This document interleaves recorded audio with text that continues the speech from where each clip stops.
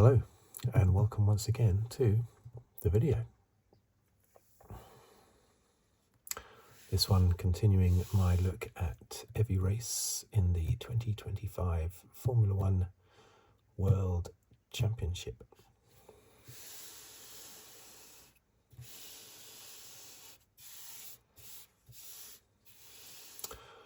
Just a simple review from a fan's perspective.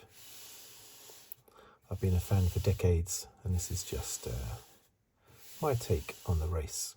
My usual routine is to list the finishing order and then the top 10 in the Drivers' Championship, followed by the rundown. Where did my piece of paper go? Plus the rundown of the Constructors' Championship. And then I just say a brief few words about what I thought of the race. Well, more than a few words. Probably 20 minutes of words. Okay, so this was round 7. I keep wanting to call it the San Marino Grand Prix.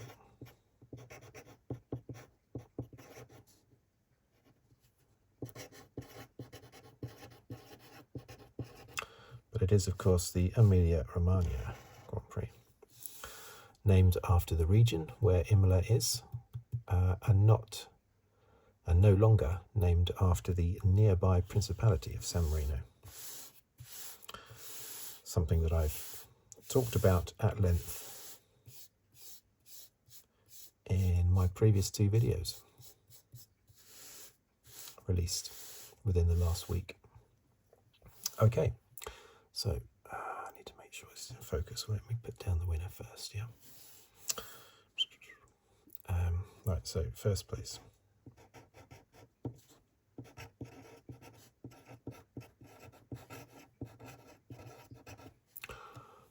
Verstappen. Now let me make sure this is in focus. This is always something that is always not a given that it will be in focus.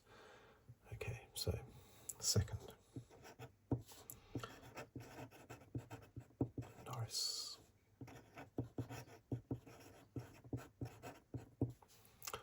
Third is Piastri. And then Hamilton. Next up was Albon, of course, yes.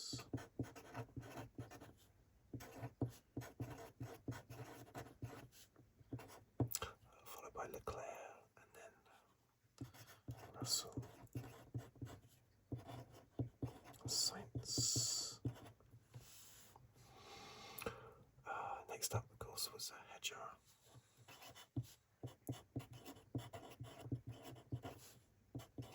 Tsunoda.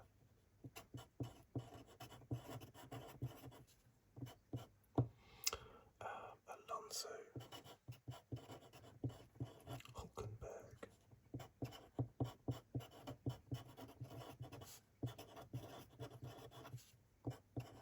Gasly.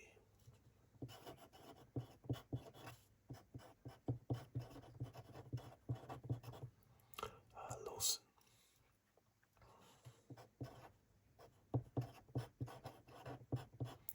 Stroll, and then we have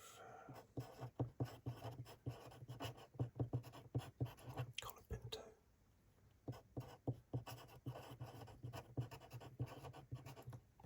Bearman.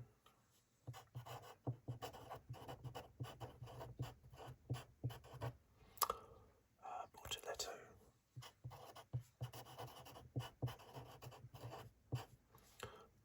Is it 2 L's? I think it is.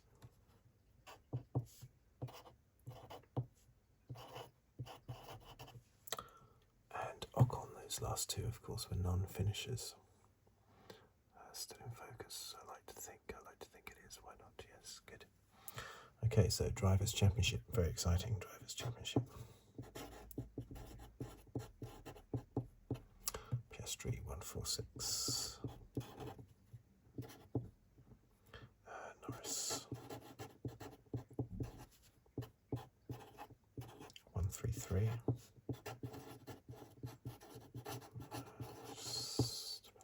Two, four.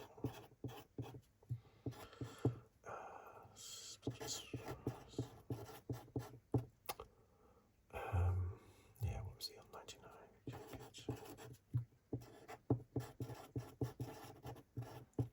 Two Ferraris.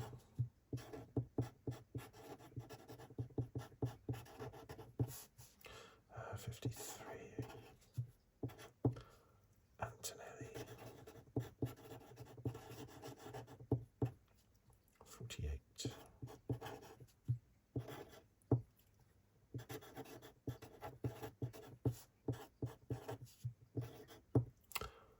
Then you got Ocon on 14. You got Albon, sorry. You got Ocon on 14.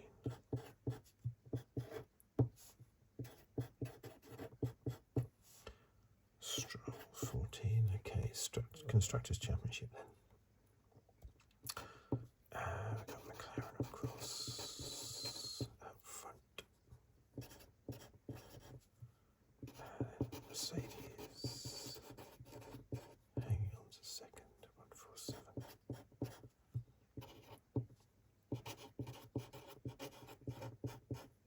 Red Bull 131.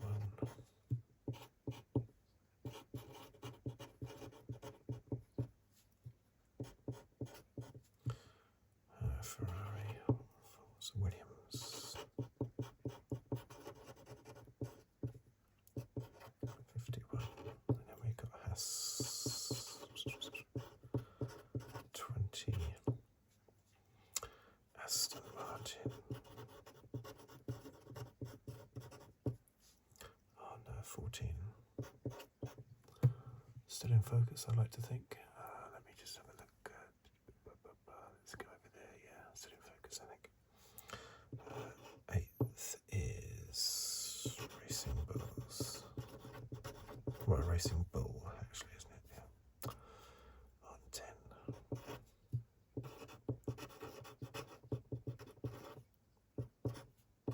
Alpine 7.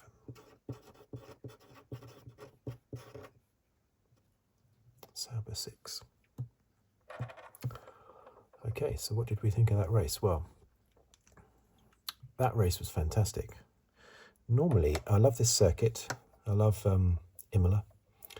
I'm so glad it's back, although it might be gone again from next year. But as its contract expires at the end of this year, hopefully not. So many of the views, the camera angles haven't changed. I mean, the camera angle looking up from, is it Acqua Minerale up to Variante Alta, and you've got those lovely trees on the left of the track, which are the sort of trees that you always see in Italy for some reason. I've been to Italy, and I remember coming out of the airport and immediately greeted by these sort of flat top trees. I don't know what type of tree they are, but I've been to other places in Europe, but it seems to always be Italy where you see these particular type of trees. I don't know what they are, but those trees align that stretch, that uphill stretch to Variante Alta. I think that's the particular stretch I'm thinking of. And I remember looking at sort of Prost bombing it up that bit of the track. And also going down to Tosa, that downhill bit, there's a little bridge across the track, and it used to advertise a well-known red and white cigarette company years ago. Now I think it, what did it have on there now? I think it was advertising Pirelli or something. I don't know, but yeah, just the image in my mind of Prost, even though he only won 3 races, I just have an image in my mind of him winning every single San Marino Grand Prix in the 80s, late 80s, early to mid 80s, late to mid 80s. And those camera angles, they're all still the same. Yes, certain corners have been changed, as I discussed in my recent circuit video about Imola. But so many of the corners are the same, the names are the same, and the camera angles are the same, and I think that's great. I love it. But it doesn't normally produce a lot of overtaking. This time, though, it was fantastic. We had Piastri on pole position, and Max Verstappen was the fastest lap. Yeah, it was great. loads of overtaking. We had, of course, a split strategy at Ferrari once again.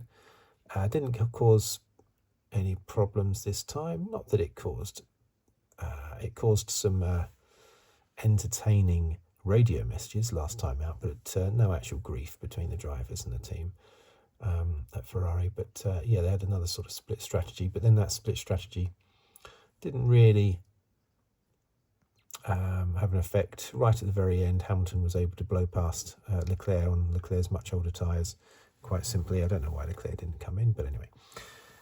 Yeah, so much happened in that race, it's difficult to sort of keep track on, so I think I'll just gradually go down the drivers, basically, and talk about them, or talk about the teams. Verstappen,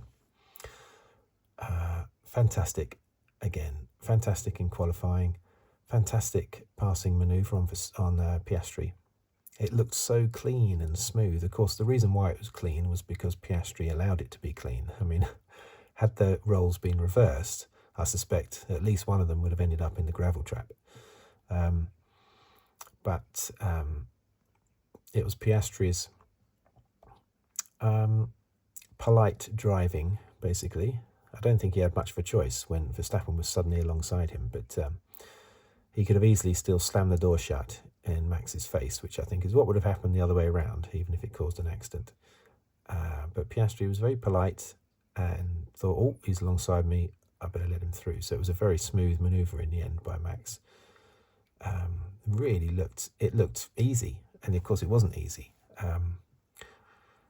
You know, most drivers, if not all the other drivers, would not have gone for a gap like that. Possibly the one that would is possibly Piastri himself. But that was a fantastic manoeuvre. It was synchronized. It was like watching the red arrows. It was a beautiful overtaking manoeuvre and a beautifully polite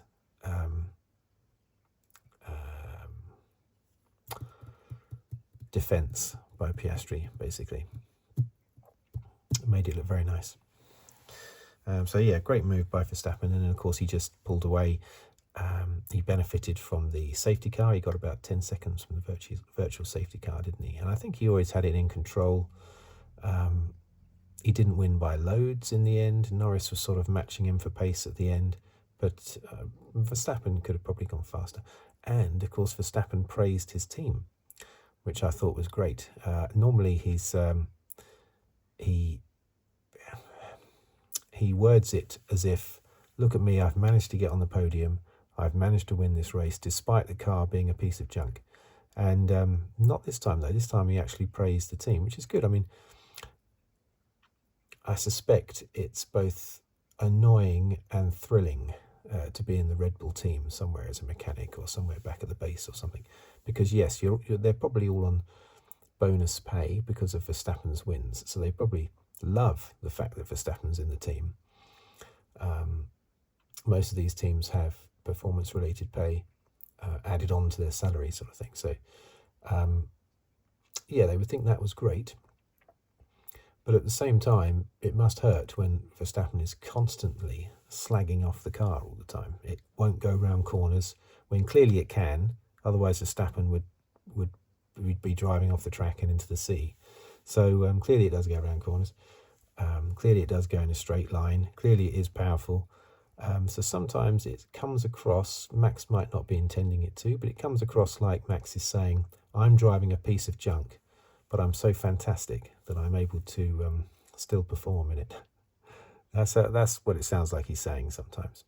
But this time he praised the car, he praised the team and praised the car for how it was turned around from being a complete pile of junk, as Max would say, on Friday to being a winner on Saturday. So well done, Max, for praising the car's performance. Very good performance by Max, extremely good. McLaren, how many mistakes did they make? How many strategy call mistakes did they make in that race? I counted 4, I think. The first one was, of course, Piastri. Was it 4? I can't remember. Anyway, Piastri they brought him in on lap 13, was it, or something like that? Early pit stop. They probably thought, well, he's stuck behind Max, he's damaging his tyres behind Max. Problem is, you come in on lap 13 and you're going to be stuck behind a load of other cars, and that's exactly what happened, and he couldn't get past. And then a lot of those cars were going long as well, so they weren't stopping just a few laps later, they were also going long. A lot of drivers went long on their mediums. No, it wasn't because they were on hards, only a few were on hards. Hamilton was on hards, Antonelli was on hards, only a few though. Most were on mediums, but a lot of them went long. Verstappen and Norris did. So, but then there were others that came in quite early. I think Leclerc came in quite early. Russell definitely came in quite early, sort of committing to a two-stopper. But anyway, that was one mistake that McLaren made. That really hampered Piastri. Whether it was McLaren's decision for Piastri to come in that early or whether it was Piastri's decision, I'm not sure. But anyway, that was a big mistake. And then, of course, Norris, even though he was going long, they still brought him in. I didn't hear him on the radio complaining about his tyres being worn out. So they brought him in, and within seconds of him coming out of the pits, there was a virtual safety car. And then, of course, Max pitted under the virtual safety car, gaining 10 seconds. After the race, Piastri said that Norris had benefited from the virtual safety car. And I thought, right, Norris, correct that in your interview, because the immediate post-race interview, correct that, because Piastri's just said that you and Max benefited from the virtual safety car. Of course, Norris didn't. He was the most unlucky one, actually, because he pitted just seconds before the virtual safety car came out. But Norris, I don't think Norris heard because he didn't say anything. But yeah, so that was another strange thing. Why bring Norris in when they could have just held him out as long as possible? I don't think he was losing time at that moment. Keep him out as long as possible because you never know when there's going to be a safety car. And then they had, at the end, another one was, of course, another one was they brought in Norris for fresh tyres when there was a full safety car later, but they didn't bring in Piastri. Why not? Why not pit Piastri? For some reason they didn't. Ferrari did the same thing with Leclerc. And that obviously completely put Leclerc in a very weak position then. Not in a position to attack Verstappen. And then the fourth mistake, that led to the fourth mistake, which was that he was ahead of Norris. Norris on much fresher tyres. Let Norris past. You're not really racing. Let Norris pass. Let him get to Verstappen. Because Verstappen's in the championship hunt as well. It's not just Piastri not wanting Norris to score more points than him. Surely he would want Norris to take 7 points off Max, because Max might be the main championship challenger in the end, you know? So why not take... So it would be within Piastri's interests as well for Norris to get past Verstappen, yeah? That would be in, Piastri's interests. But no, they seem to be very reluctant to tell their drivers to move over. They didn't in Japan. Piastri, there's an argument that Piastri was quicker towards the end in Japan, but they didn't tell Norris to move over.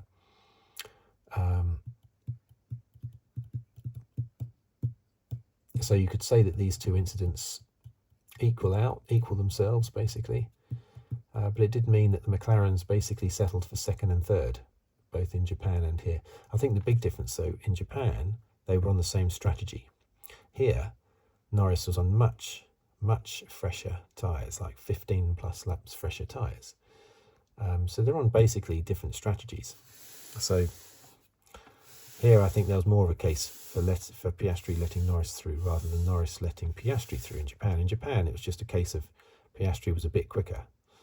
It seemed like, anyway, in Japan. But they were on the same strategy. That wasn't the case here.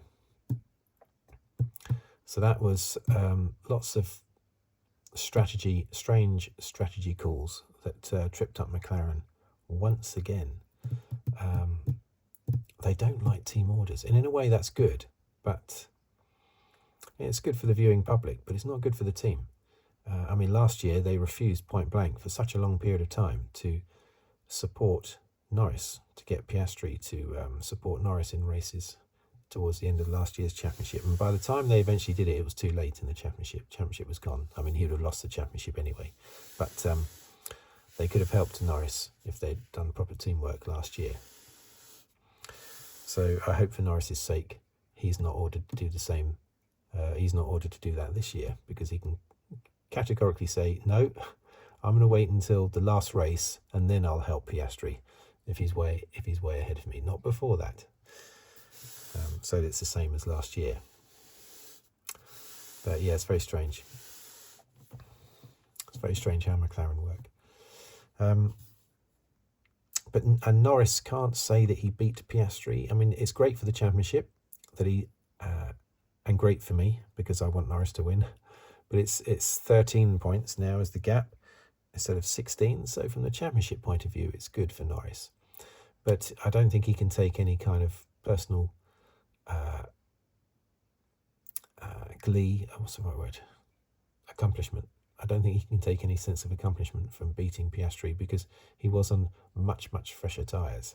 So it wasn't really a contest between him and Piastri, even though Piastri dangerously tried to turn it into a contest and could have taken them both out so easily for no reason.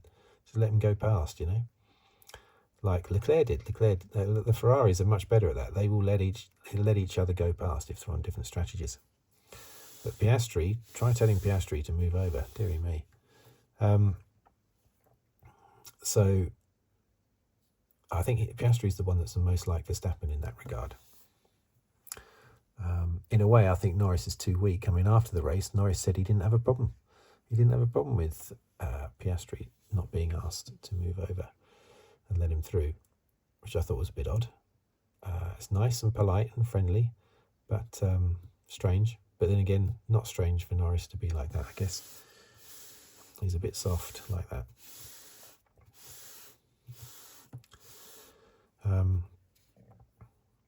Yeah, so I don't think Norris can take any kudos from beating Piastri. Piastri had pole position and was tripped up by two major things, his early pit stop and then not being pitted under the safety car.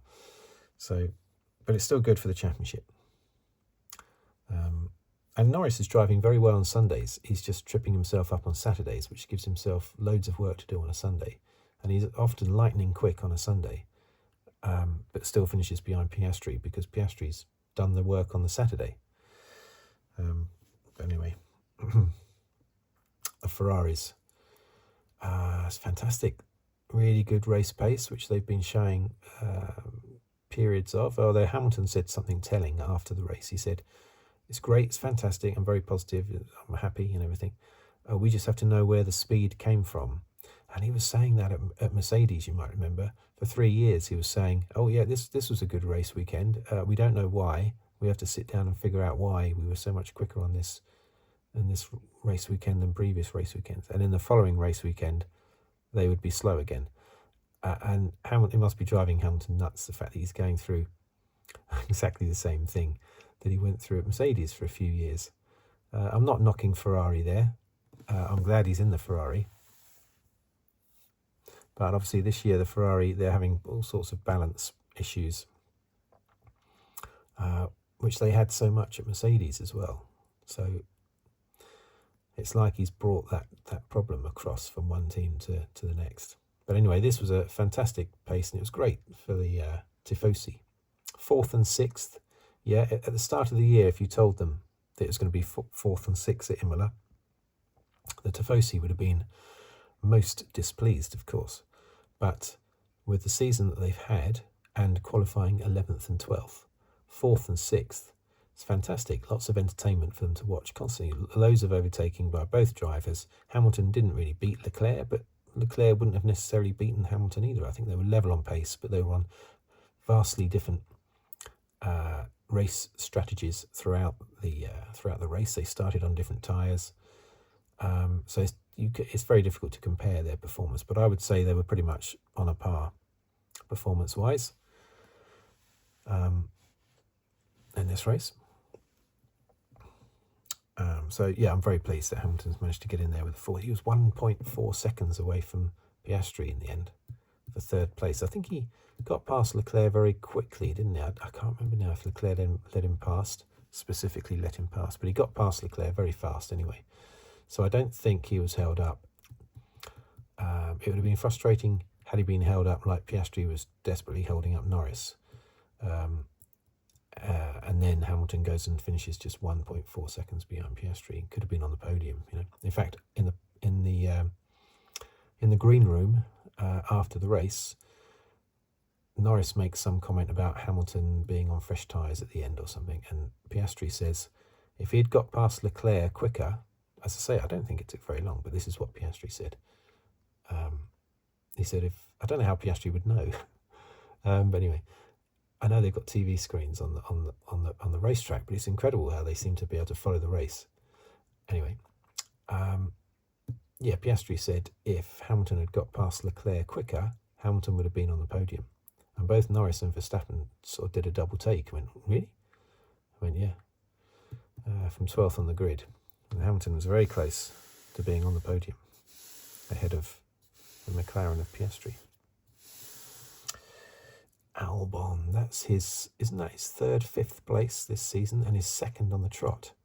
That's incredible. I'm surprised he's only on 40 points, considering he's had 3 fifth places. I suppose he's not had much else, though, is he? Such attacking driving, fantastic.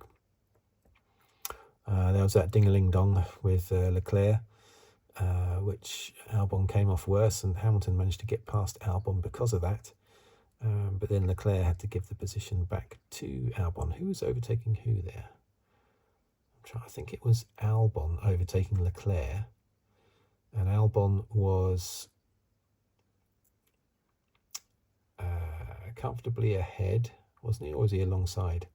And then he was just sort of squeezed off by Leclerc, not intentionally probably, but you know, just ran out of road. Albon's corner, basically. So the position was given back to him by Leclerc. The Mercedes were nowhere. Russell finishing 7th means that Norris is now the only driver in the field to have scored double points in every single race weekend, which is good consistency. Double points in every single race weekend. And that's why he's so close to Piastri, even though Piastri's won 4 races. 4 races for Piastri, 4 wins, 1 for Norris, 2 for Verstappen. Yeah, Norris is there because of his consistency. The only driver to have scored double points in every race weekend. So the Mercedes were nowhere. Antonelli retired. Antonelli was very slow. He was holding up Hamilton for ages. He was holding up Hamilton. Hamilton was definitely quicker. But Antonelli was still competitive. But the second half of the race, in the second stint, on his mediums, basically, the Mercedes was a lot slower. And eventually retired. Russell was slow on his mediums as well, which is why he came in quite early to change his onto hards. So the Mercedes didn't seem to function particularly well on mediums, I suppose, is what we take away from that. I have made some notes here. What have I made notes?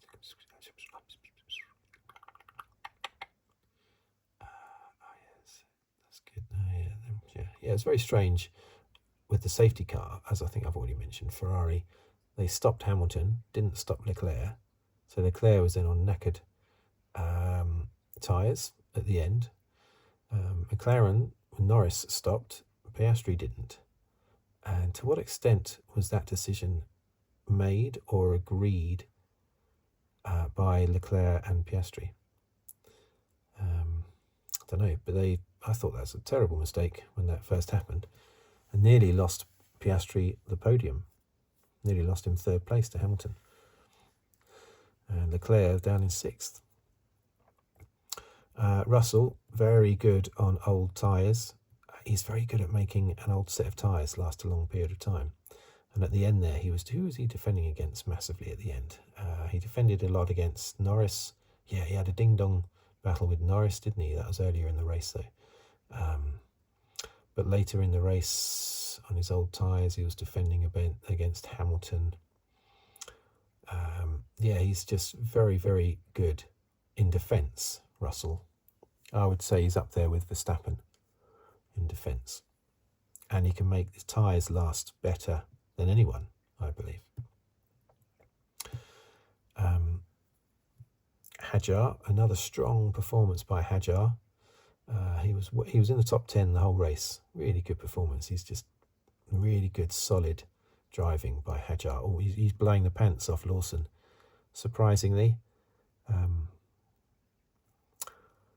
I thought Lawson would do well at Red Bull, and then when he got demoted, I thought he would do well at Racing Bull, because often these drivers excel in a team where there's a bit less pressure when they've been demoted, like Albon, for instance, and Gasly when they left Red Bull. But it hasn't happened for Lawson. He's been blown away by Hadjar.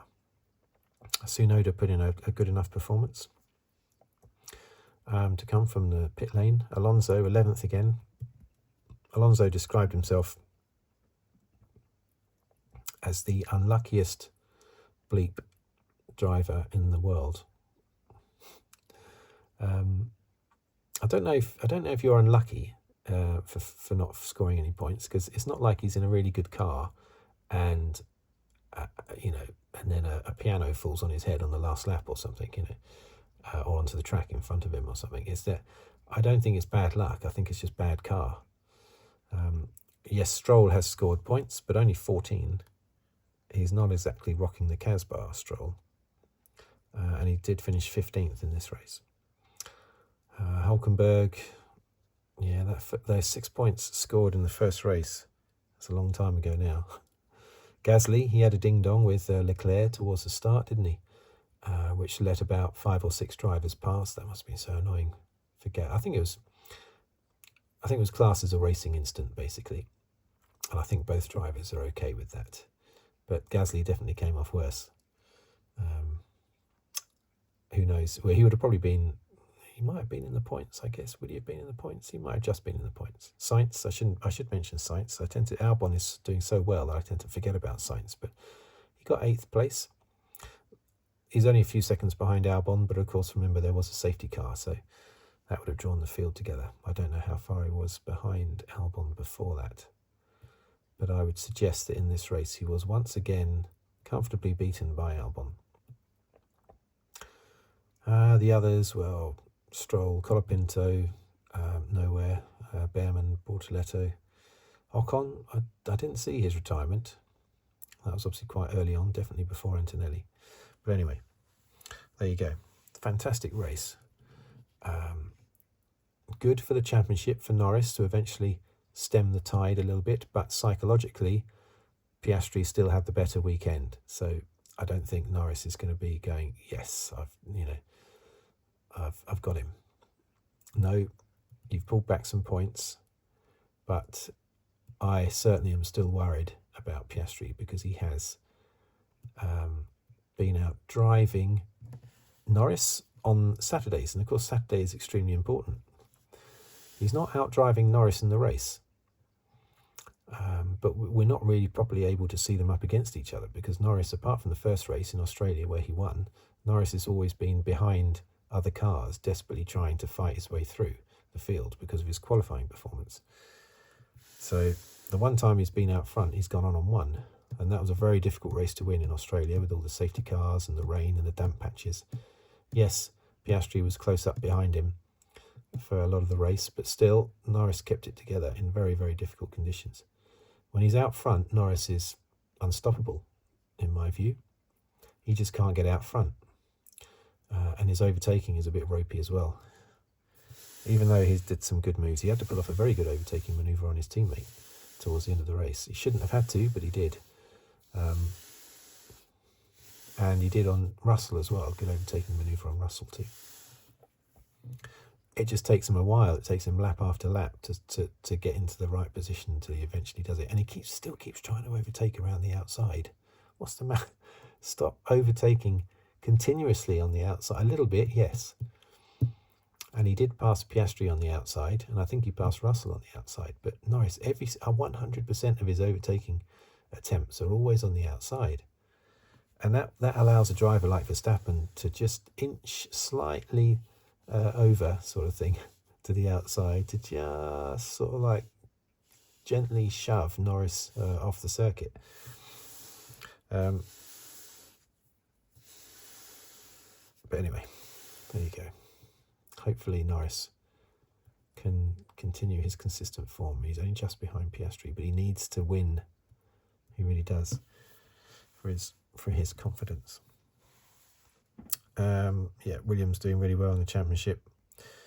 Ferrari not far behind Red Bull. Look at that. That's because Ferrari have got 2 drivers. Red Bull has still only got 1, really. So that's why Ferrari is so close. Really exciting 3-way battle here. Russell still not out of it if Mercedes can get a good upgrade. And of course we've got that change in Spain. We don't really know how that's going to affect the cars, the new wing regulations in Spain. But before that we've got Monaco, where no doubt Norris will have a disaster in qualifying. Piastri will get it spot on perfect and will be on the front row of the grid. And then it'll be Norris driving a fantastic race, but fighting through from 5th or something, to finish 2nd to Piastri, something like that. Anyway, I hope not. So that is about it. Thank you for watching. Thank you for listening. If you'd like to subscribe, please do so. If you'd like to comment or like the video or leave a tip on the thanks button below the video, everything's appreciated, but just mainly thank you for watching. And I will see you on the next video. I will probably, I got a bit of feedback on that video I did just before the Grand Prix, or on the whiteboard, just listing down the winners. So I will probably do a similar video for Monaco. There'll be a lot more years to write down for that one, but I will probably do that for release on a Saturday beforehand. Anyway, thank you and goodbye for now. What thumbnail shall I do? Maybe, yeah, something like this. Yeah, good. I always have to pose for the thumbnail.